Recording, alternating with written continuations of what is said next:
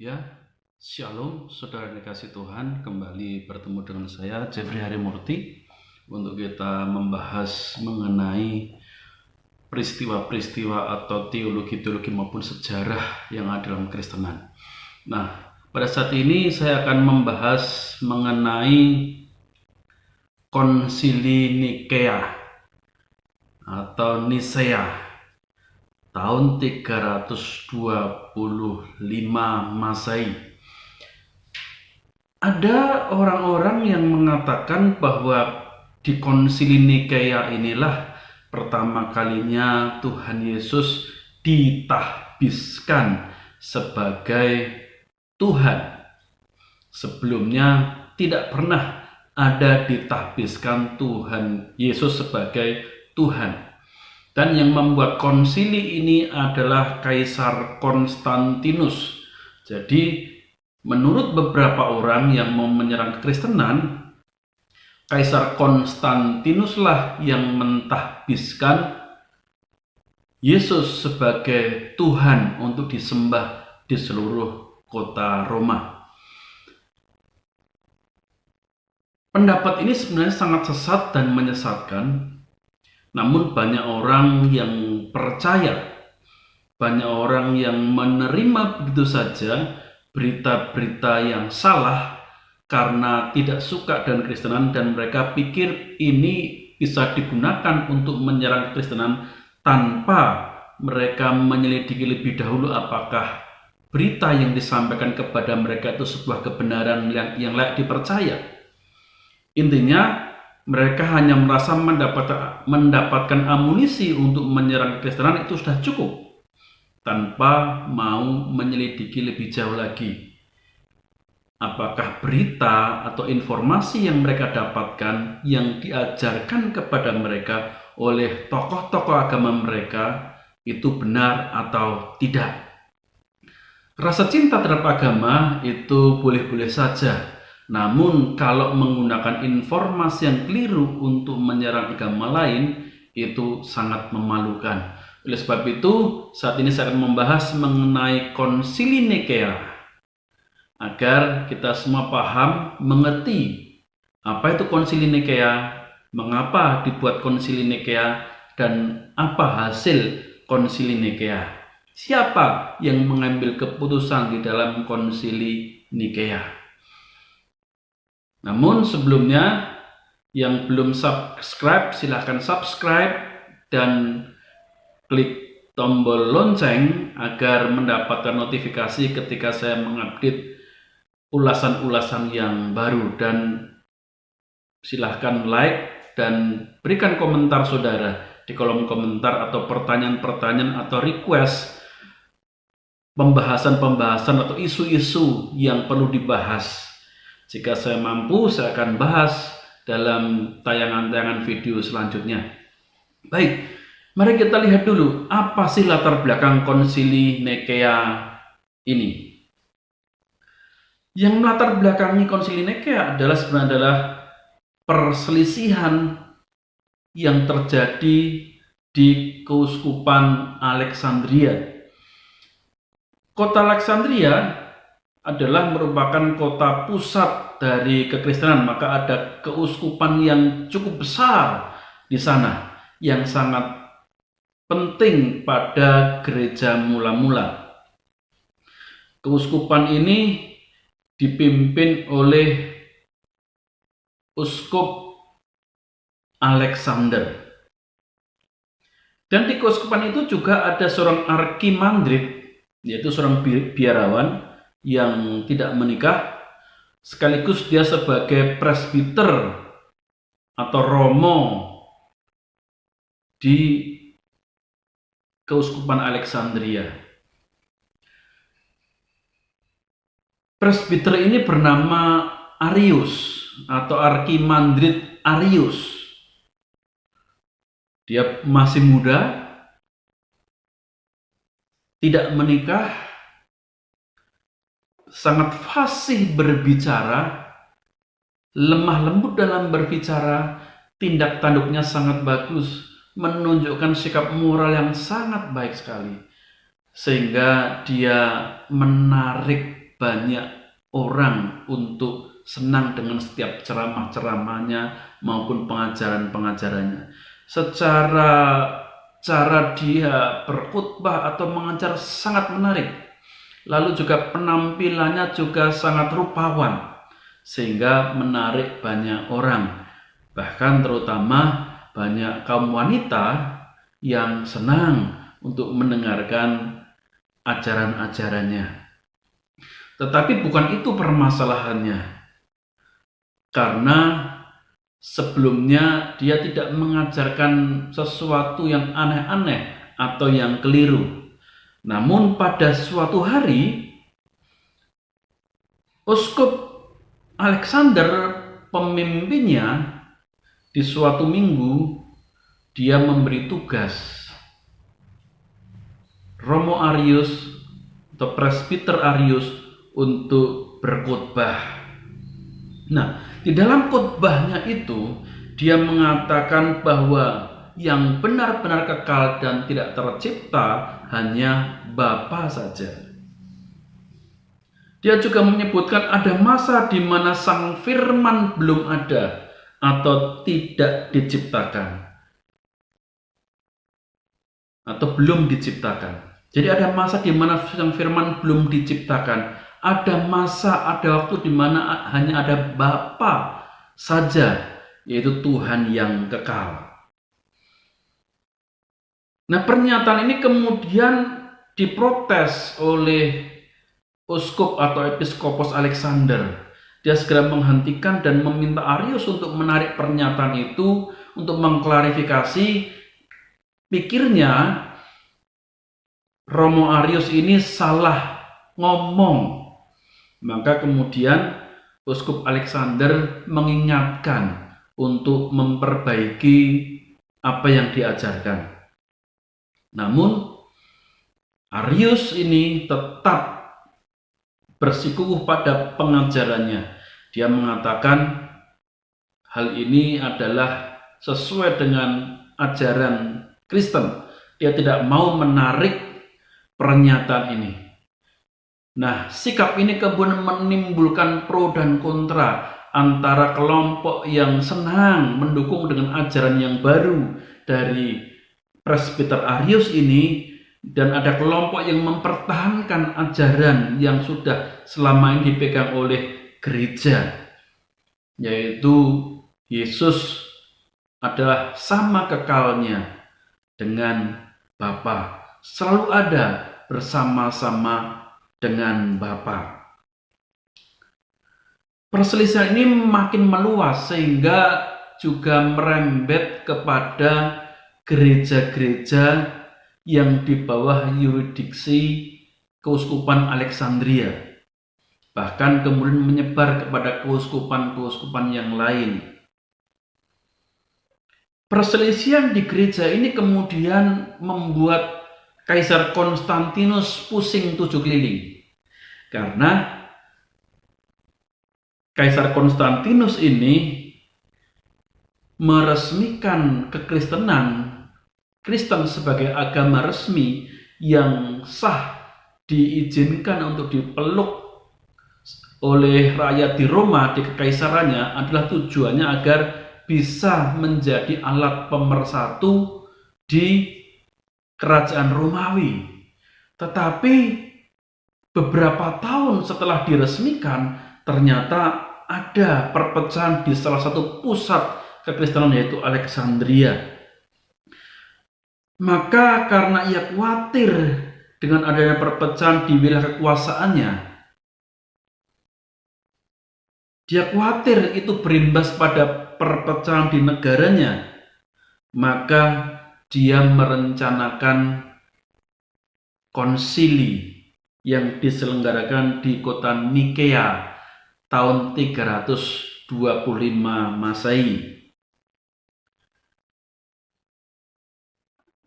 Dan di konsili itu ternyata secara bulat ajaran Arius ditolak oleh gereja.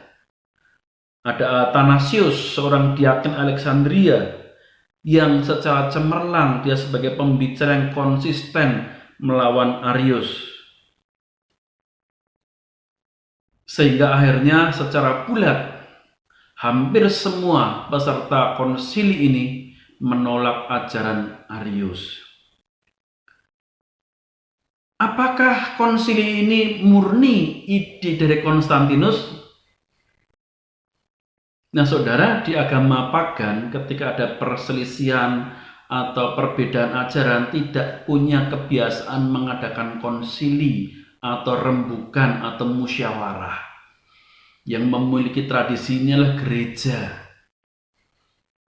Pernah terjadi konsil di Yerusalem ketika ada perselisihan di Antioquia. Maka gereja di Yerusalem mengadakan sidang atau konsili untuk menjawab persoalan di Antioquia. Nah, kalau begitu dari mana ide konsili ini? Konsili Nikea sebenarnya adalah ide dari Uskup Husios dari Cordoba, yang juga merupakan salah satu guru pembimbing rohani dari Konstantinus yang mula-mula. Uskup ini memberi usul konsili karena konsili merupakan tradisi yang dipakai atau kebiasaan yang digunakan oleh para rasul untuk menyelesaikan suatu perselisihan. Nah, sebelum melakukan konsili okumene ini juga Uskup Husios juga sudah mengumpulkan beberapa uskup di Efesus dan mempelajari ajaran-ajaran Arius dan menyatakan bahwa ajaran Arius itu sesat. Namun itu belum konsili yang okumene, hanya baru beberapa uskup saja yang mempelajari ajaran Arius. Selanjutnya, atas biaya Kaisar Konstantinus, konsili Nikea diselenggarakan, yang dinamakan konsili Nikea karena dilaksanakannya di kota Nikea. Konsili ini dihadiri oleh 318 uskup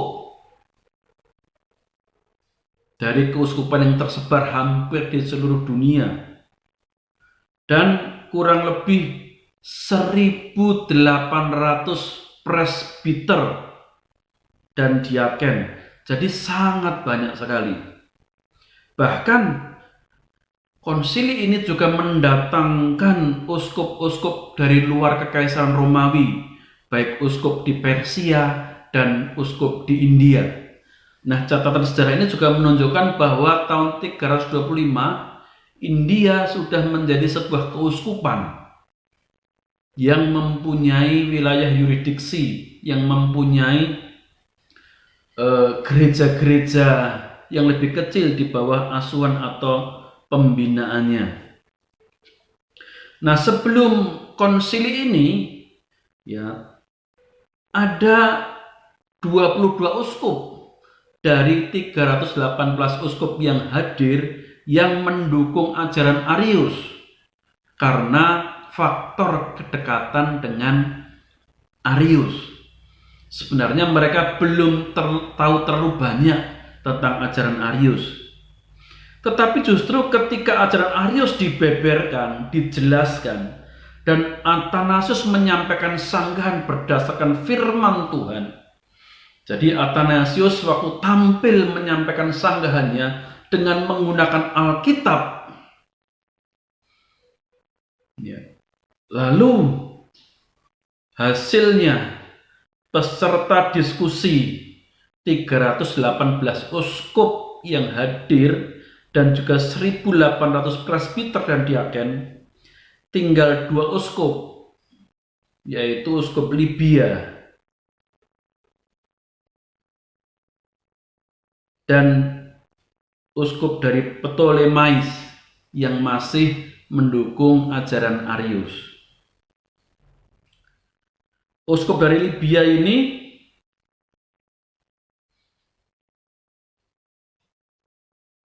mendukung Arius karena ada kedekatan dengan Arius, mempunyai hubungan yang dekat. Dan 2 orang ini menolak untuk menandatangani hasil konsili Nikea. Uskup dari Libya namanya Theonas, Sedangkan dari Ptolemais namanya Secundus. Lalu ada seorang uskup yang namanya Eusebius dari Nikomadea. Dia sebenarnya pemimpin kelompok diskusi pendukung dari ajaran Arius. Namun pada waktu konsili ini dia menentang balik Arius. Tetapi ternyata dia hanya berpura-pura saja. Jadi ada yang berpura-pura karena takut dengan golongan terbanyak. Jadi kemungkinan sebenarnya ada 3. Tapi salah satu Eusebius ini kemudian dia pura-pura mau menandatangani konsili Nikea. Sedangkan 2 benar-benar tidak mau. Lalu setelah konsili ini ajaran Arius dikutuk dan Arius kemudian diasingkan karena dia tidak mau menarik ajarannya. Arius diminta untuk menarik ajaran tapi dia tidak mau, maka kemudian diasingkan. Nah, dari fakta ini kemudian dibuatlah narasi bahwa Kaisar Konstantinus memaksa para uskup untuk membuat persetujuan agar menandatangani seperti yang disampaikan Athanasius, menandatangani ajaran yang disampaikan oleh Athanasius. Namun saudara, apakah begitu mudahnya uskup-uskup ini dipaksa? Bukankah sebelumnya para uskup ini lebih memilih mati daripada menyembah berhala? Mereka memilih mati daripada dipaksa untuk kompromi dengan ajaran-ajaran para kaisar-kaisar Romawi. Mana mungkin mereka bisa dipaksa? Karena sejarah membuktikan banyak uskup yang mereka menjadi martir, memilih mati daripada kompromi dengan ajaran-ajaran sesat. Mereka lebih baik memilih mati daripada mengkhianati ajaran Kristen. Maka narasi bahwa Konstantinus memaksa para uskup untuk menandatangani ajaran Athanasius atau hasil konsili Nikea ini sungguh tidak mendasar. Memang Konstantinus memohon supaya masalah-masalah yang tidak terlalu penting itu jangan diperuncing sebagai perselisihan. Masalah-masalah yang masih diperdebatkan sebenarnya masalah istilah tentang homo oisios, ya, tentang prosopon, tentang hipostasis. Nah, hanya istilah-istilah itu sebenarnya untuk menjelaskan tentang Tritunggal itu istilah yang mau dipakai itu yang belum ada kesepakatan sebenarnya. Tetapi bukan tentang ajarannya, tetapi tentang istilah yang tepat, karena ada beberapa istilah yang sudah digunakan oleh bidat-bidat yang salah. Nanti khawatirnya umat yang mendengar istilah-istilah itu menjadi salah, lalu menerima ajaran-ajaran dari bidat. Namun akhirnya mereka bisa sepakat dan menandatangani konsili Nikea. Jadi perselisihannya atau belum sepakatnya itu bukan menolak ajaran Arius atau menerima ajaran Arius, melainkan istilah apa yang mau digunakan untuk menjelaskan hakikat Tritunggal.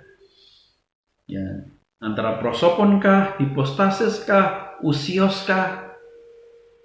Nah, ini yang sedang diperdebatkan untuk mencari istilah yang terbaik. Lalu selanjutnya saudara, Eusebius, uskup dari Nikomadea, secara diam-diam dia mendekati kaisar, kemudian mempengaruhi kaisar, lalu mengubahkan cara berpikir kaisar Dengan caranya akhirnya Uskup Eusebius ini membuat kaisar berpihak pada Arius dan kemudian menolak hasil konsili Nikea. Dan tanpa ada konsili lagi, Kaisar Konstantinus dengan tentaranya menganiaya pengikut Nikea dan mendukung pengikut Arius. Beberapa gereja, uskup-uskup Nikea, pendukung atau yang menerima ajaran Nikea ini diganti secara paksa oleh Kaisar Konstantinus dengan para pendukung dari Arius. Dilakukan tanpa konsili. Jadi selanjutnya adalah Kaisar Konstantinus ini mendukung Arius. Jadi justru salah ketika mengatakan bahwa Kaisar Konstantinus ini yang membuat atau yang mempengaruhi hasil konsili Nikea. Justru sebaliknya, sejarah mencatat bahwa justru Kaisar Konstantinus menolak hasil konsili Nikea. Tanpa konsili lagi, dia menganiaya pengikut konsili Nikea. Uskup-uskup diasingkan. Ada uskup Eustasius dari Antioquia, diturunkan jabatannya, diasingkan. Athanasius sendiri yang sudah kemudian beberapa waktu kemudian diangkat sebagai uskup dari Alexandria juga kemudian diturunkan, diasingkan. Dia juga harus melarikan diri dalam ancaman pembunuhan. Marselius dari Ancyra diasingkan. Dan Athanasius dia terus melarikan diri dari pengasingan dan dia terus memberitakan ajaran konsili Nikea ini dan menguatkan gereja-gereja dan rekan-rekan uskup untuk tetap bertahan pada ajaran yang benar. Lalu sebelum meninggal, Kaisar Konstantinus justru menerima baptisan dari Uskup Eusebius yang merupakan pendukung Arius. Pada tahun 336, Arius dipanggil dari pengasingannya oleh Kaisar Konstantinus dan dipanggil ke Konstantinopel untuk menerima kembali pengakuan tentang ajarannya di kerajaan Romawi. Kaisar Konstantinus mau mengukuhkan ajaran Arius sebagai ajaran yang diterima di Kekaisaran Romawi pada tahun 336. Namun sebelum hal terjadi, sebelum Arius bisa kembali ke Konstantinopel, Arius lebih dahulu meninggal. 1 tahun kemudian, Konstantinus juga meninggal. Namun anaknya, Konstantinus II dan cucunya, Valentinus, masih terus menganiaya gereja, masih terus menganiaya pengikut ajaran Nikea dan mendukung ajaran Arius. Mereka mengejar Athanasius untuk dihukum mati, tetapi murid-muridnya menyembunyikan Athanasius sehingga ia selamat.